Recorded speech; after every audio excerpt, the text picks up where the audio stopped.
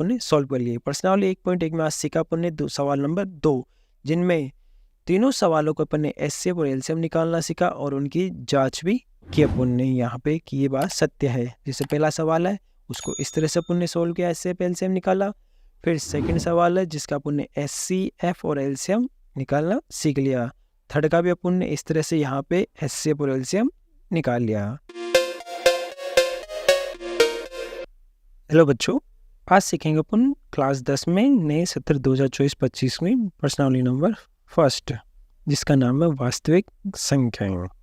अपन प्रश्नावली फर्स्ट में पढ़ रहे हैं 1.1, जिसका आज पढ़ेंगे पार्ट 2, और प्रश्न नंबर 2 पढ़ेंगे इसमें प्रश्नावली नंबर 1.1 का। अपने चल रही है प्रश्नावली फर्स्ट, जिसमें टोटल अपने पास 7 क्वेश्चन है, जिसमें से अपन ने फर्स्ट सोल्व कर लिया पीछे वाले वीडियो में। इस वाले वीडियो में अगर आपने नहीं देखा है तो डिस्क्रिप्शन में इसका लिंक है, ज़रूर देखें ताकि समझने में और भी आसानी रहे आपको।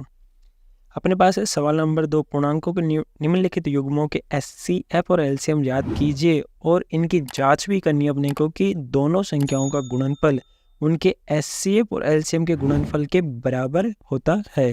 जैसे पहला सवाल है इसका 26 और 91 का अपने को एचसीएफ एलसीएम निकालना है। 510 और 92 का, 336 और 54 का, ये 3 सवाल है जिनका अपने को यहाँ पे एचसीएफ एलसीएम निकालना। ये एचसीएफ और एलसीएम होता क्या है? एचसीएफ हिंदी में बोलते हैं इसको यहाँ पे महत्तम समावर्तक। इसकी परिभाषा है किन्हीं दी हुई संख्याओं के सबसे बड़े समावर्तक, यानी जो कॉमन फैक्टर होता है को संख्याओं का महत्तम समावर्तक कहते हैं। अब इसकी सेकंड परिभाषा है कि एचसीएफ संख्याओं के प्रत्येक उभयनिष्ठ अभाज्य गुणनखंड की सबसे छोटी जो घात होगी उसका गुणनखंड, यानी अपन अभाज्य गुणनखंड करेंगे और इसका जो उभयनिष्ठ यानी कॉमन फैक्टर होता है उसको अपन एचसीएफ बोलते हैं। ये एलसीएफ लिख गया गलती से, यह है एलसीएम लघुत्तम समावर्तक। दी गई संख्याओं के सबसे छोटा जो उभयनिष्ठ गुणज के लघुत्तम समावर्तक होता है, जिसको अपने सेकंड परिभाषा है एलसीएम संख्याओं में समवर्त प्रत्येक अभाज्य गुणनखंड की सबसे बड़ी घात का गुणनफल होता है। तो इसको अपन एग्जाम्पल जब सॉल्व करेंगे उस समय आपको आसानी से समझ में आ जाएगी। ये सिर्फ परिभाषा है, आपको ध्यान रखना है। सवाल है इसका पहला सवाल होगा ये, इसको सॉल्व करेंगे। फिर इसके सेकंड सवाल को सॉल्व करेंगे इसमें, और थर्ड सवाल है 336 और 54 इसका एचसीएफ एलसीएम निकालेंगे अलग अलग। शुरुआत करते हैं फर्स्ट से। तो 26 और 91 का अपन को निकालना एचसीएफ है, तो 26 व 91 का अपन यहाँ निकालेंगे सबसे पहले अभाज्य गुणनखंड। पीछे वाले वीडियो में अपन सीखा है। 26 को इस तरह लिख लेंगे, 26 इसमें 2 का भाग देंगे तो 2 का भाग जाएगा इसमें 13 बार, तो 2 का भाग दिया 13। अब 13 में यहाँ ध्यान से देखो 2 का, 3 का, 5 का, 7 का, 11 का भाग नहीं जाता, सीधे 13 का भाग जाता है, इसलिए अपन 13 का भाग देंगे। एक एक का भाग नहीं देंगे, वीडियो बहुत लंबा हो जाएगा, इसलिए अपन डायरेक्ट भाग दे रहे हैं। 26 का गुणनखंड कर लिया अपन ने, तो आया 2 × 3 इसका हो गया अभाज्य गुणनखंड, तो यहाँ लिख लेंगे 2 × 13। इसी प्रकार से अपन 91 का भी कर लेंगे अभाज्य गुणनखंड, तो इस तरह लिख के उसमें सीधा भाग दे देंगे अपन 7 का। 7 का भाग दिया तो इसमें जाएगा 13 बार, फिर 13 में सीधे भाग दे देंगे, 13 का इसमें जाएगा 1 बार। तो 91 का अभाज्य गुणनखंड हुआ 7 × 13, तो सिंपल इसको भी लिख लेंगे यहाँ पे 7 × 13। इस तरह से अभाज्य गुणनखंड कर लेना है, और इसका अपन निकालेंगे एचसीएफ और एलसीएम। तो एचसीएफ निकालने का सीधा सा तरीका है यहाँ पे कि परिभाषा में देखो किन्हीं दी हुई संख्याओं के सबसे बड़े समावर्तक, यानी जो कॉमन फैक्टर है उसको ही अपन महत्तम समावर्तक कहते हैं। जैसे याद देखो कॉमन जो दोनों में हो, जैसे 2 ऊपर भी है लेकिन 2 नीचे नहीं है, ऊपर 13 है नीचे भी 13 है, तो ये कॉमन फैक्टर हो गया, यानी जो समान है। तो यहाँ पे जो ये 13 है ऊपर भी है और नीचे भी है, तो इसलिए यहाँ पे एचसीएफ को यहाँ 13 लिखेंगे, लेकिन 7 नीचे ऊपर 7 नहीं है, तो 7 भी कॉमन फैक्टर नहीं है। यहाँ कॉमन फैक्टर है 13, यानी जोड़ा ऊपर भी है और नीचे भी है, तो ये हो जाएगा अपने एचसीएफ। इसी प्रकार निकाल लेंगे एलसीएम। एलसीएम में देखो दी गई संख्याओं में जो छोटा उभयनिष्ठ गुणज होता है, यानी जो छोटा होता है, इसमें जैसे ऊपर देखो ध्यान से कि 2 का जोड़ा नहीं बना, 13 का तो जोड़ा बन गया, लेकिन यहाँ ध्यान से देखो कि ऊपर जो एलसीएम है 2 का जोड़ा और 7 का जोड़ा नहीं बना, तो जिनका जोड़ा नहीं बनेंगे उनको लिख लेंगे, और जिनका जोड़ा बन गया उसमें से सिर्फ एक को लेना है। यहाँ पे 13 को एक बार ही लेना है, 2 बार नहीं लेना है।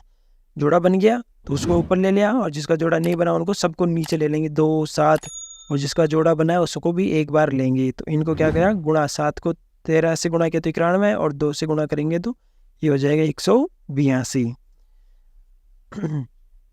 इसका हो गया 182। अब यहाँ पे इसकी जांच करनी है कि दो संख्याओं का गुणनफल बराबर होता है। यहाँ पे जैसे 26 और 91 का गुणनफल होगा उनके एचसीएफ और एलसीएम के बराबर होगा। तो सिंपली यहाँ लिख लेंगे अपन जांच और लिखेंगे दो संख्याओं का गुणनफल, जैसे ए और बी है उनका गुणनफल बराबर होता है, उन दोनों के एचसीएफ और एलसीएम के गुणनफल के बराबर होता है। ये अपन इसकी जांच करेंगे।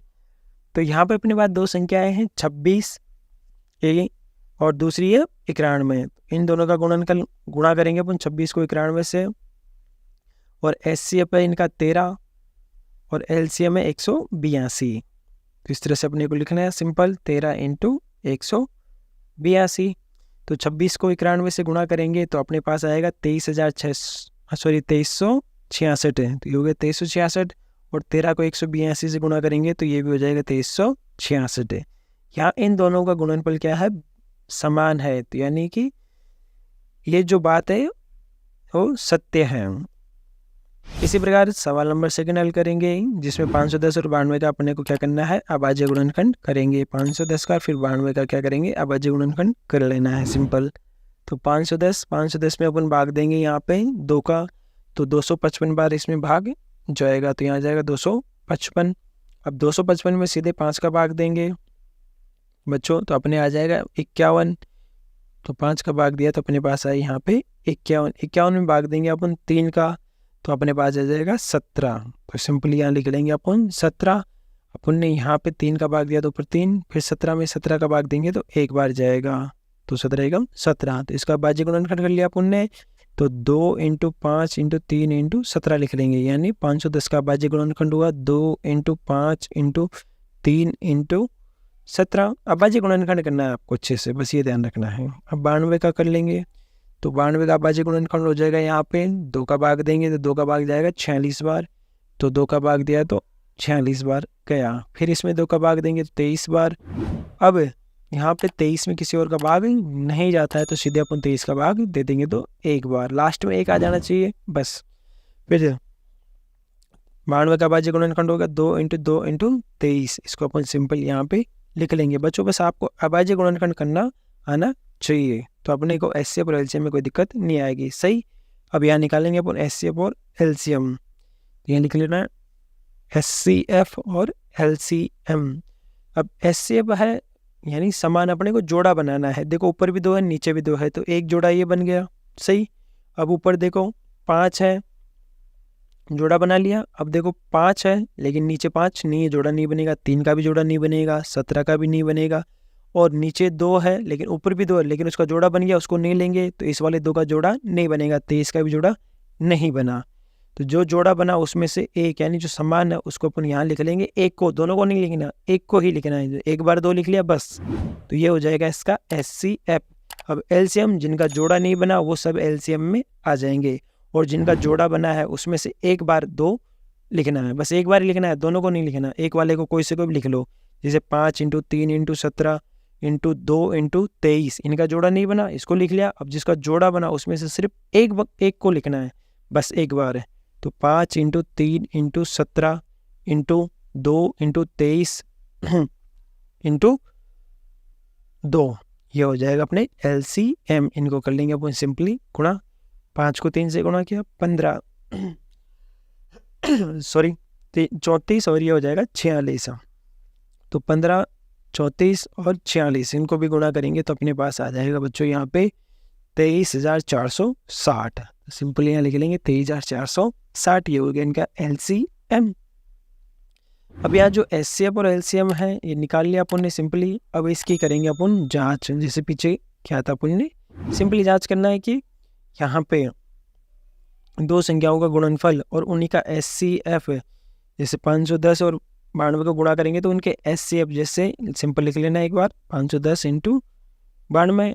अब इनका जो एचसीएफ है अपने पास यहाँ पे 2, तो 2 और एलसीएम है 23,460 है, 23,460 है। तो इनका गुणनफल क्या बराबर है 23,460। अब 23,400 को गुणा करेंगे तो 46,920 आएगा।